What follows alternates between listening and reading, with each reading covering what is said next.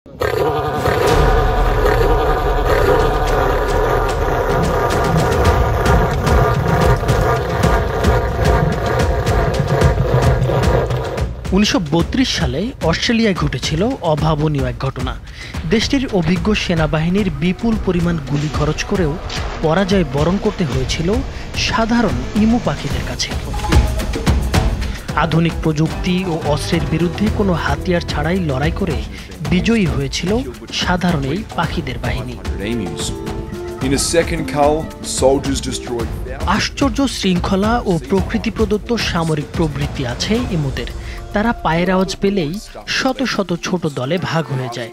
প্রত্যেক দলে একটি করে নেতা থাকে যারা লক্ষ্য রাখে শত্রুর আগমনের। ততক্ষণে ধ্বংসযজ্ঞ চালাতে থাকে ইমুরা। ইতিহাসের পাতায় ইমুদের এই জয় দ্য গ্রেট ইমু ওয়ার নামে পরিচিত। ইমু পাখি দেখতে অনেকটা উট পাখির মতোই। সাধারণত 40 কেজির কাছাকাছি ওজনের এই পাখি উচ্চতায় পৃথিবীর দ্বিতীয় বৃহত্তম পাখি। এরা উড়তে পারে না, তবে খুব দ্রুত দৌড়াতে পারে। অস্ট্রেলিয়ার সর্ববৃহৎ পাখি এরা। দেশটির প্রায় সবখানেই এদের দেখা যায়। শীতকালে খাবার ও পানি স্বল্পতার কারণে এরা পশ্চিম অস্ট্রেলিয়ার শুকনো জায়গা থেকে আরও পশ্চিমে চলে যায়। এরকম এক অস্বাভাবিক পরিযানের ফলেই ইমুদের সাথে যুদ্ধ করতে হয়েছিল অস্ট্রেলিয়ার মানুষদের।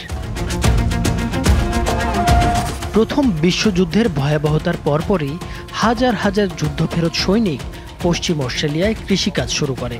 সময়টা ছিল মন্দার, চারদিকে শুধু হাহাকার। আর এ সময়ে পশ্চিমের প্রান্তিক এলাকাগুলো হয়ে উঠেছিল প্রায় 20,000 ইমুর বিশাল বাহিনীর একটি উন্মুক্ত খেলার মাঠ। সাধারণত বাঁশ ও তার কাটার বেড়া দিয়ে আটকে রাখা যায় ইমুদের।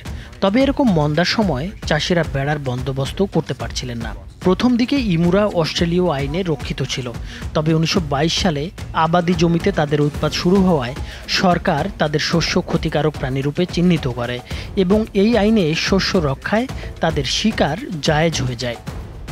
1928 সালে শুধু জেরাল্টনের উত্তরেই প্রায় 3 থেকে 4 হাজার ইমু মারা হয়েছিল। তবে ইমুদের সংখ্যা এতই বেশি ছিল যে এত হত্যার পরেও তাদের সংখ্যায় কোনো বিশেষ এদিক সেদিক হয়নি। ইমুদের জ্বালায় শস্যক্ষেত যখন পুরোপুরি ধ্বংস হয়ে যাচ্ছিল, তখন কৃষকদের একটি প্রতিনিধি দল পাশের শহরের প্রতিরক্ষা মন্ত্রী জর্জ পিয়ার্সের কাছে পাখিদের বিরুদ্ধে ব্যবহারের জন্য তখনকার নতুন প্রযুক্তির মেশিন গান দাবি করে বসে। প্রতিরক্ষামন্ত্রী পিয়ার্স যুদ্ধফেরত সৈনিক আর কৃষকদের কষ্টের কথা মাথায় রেখে নানা জল্পনা কল্পনা শেষে অস্ট্রেলিয়ার মিলিটারি বোর্ডকে না জানিয়ে তাদের 2টো লুইস মেশিন গান ও 10,000 বুলেট দিলেন। লুইস বন্দুকগুলো বানানো হতো যুক্তরাজ্যে। প্রথম বিশ্বযুদ্ধে প্রচুর ব্যবহার হয়েছিল এই মেশিন গান।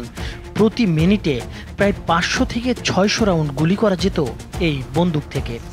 1932-এর 2রা নভেম্বর শুরু হয় যুদ্ধ। প্রায় অর্ধশতাধিক ইমু বন্দুকের রেঞ্জ থেকে অনেক দূরে থাকায় তাদের মারার প্রায় সব চেষ্টায় ব্যর্থ হয়। ইমুরা ছড়িয়ে ছিটিয়ে যায় চারদিকে। প্রথম দিনেই সৈন্যদের অনেকগুলো গুলি অযথাই খরচ হয়ে যায়। এক গাদা হতাশা নিয়ে ফিরে যেতে হয় তাদের। দ্বিতীয় দিনে সৈন্যরা গোপনে হামলার পরিকল্পনা করে একটি গুদামের পেছন থেকে। তাতেও খুব একটা লাভ হয়নি। ইমুদের গতির কারণে ও মাঝপথে বন্দুক জ্যাম হয়ে যাওয়ায় প্রায় 1000 ইমুর ভিড় থেকেও খুব অল্পই মারা যায়। দ্বিতীয় দিনেও প্রায় কয়েকশো রাউন্ড গুলি খরচ করে শুধু ডজন খানেক ইমু হত্যা করতে পারে তারা। পরের কয়েকদিনও এভাবেই যায়। সৈন্যরা খেয়াল করেন ইমুদের মধ্যেও রয়েছে আশ্চর্য শৃঙ্খলা ও প্রকৃতি প্রদত্ত সামরিক প্রবৃত্তি। তারা পায়ের আওয়াজ পেলেই শত শত ছোট দলে ভাগ হয়ে যায়। প্রত্যেক দলে একটি করে নেতা থাকে যারা লক্ষ্য রাখে শত্রুর আগমনের। ততক্ষণে ধ্বংসযজ্ঞ চালাতে থাকে ইমুরা। এরই মধ্যে অস্ট্রেলিয়ার হাউজ অব রিপ্রেজেন্টেটিভস এই অভিযান নিয়ে আলোচনা শুরু করে। মিডিয়াও এতদিনে এই অভিযান নিয়ে অনেক বিরূপ মন্তব্য করা শুরু করে দিয়েছিল।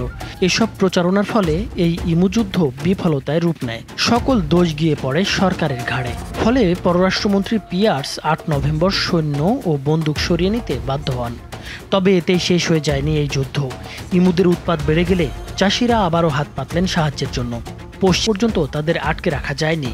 তবে এরপরে ইমুর জন্য বিশেষভাবে তৈরি বেড়ার ব্যবহার অনেক বেড়ে যাওয়ায় চাষিরা সম্ভাব্য ভরাডুবির হাত থেকে রক্ষা পায়। কিন্তু এই যুদ্ধে জিতে গিয়েছিল ইমু পাখিরাই। নাইমুর হোসেন, মাছরাঙা টেলিভিশন।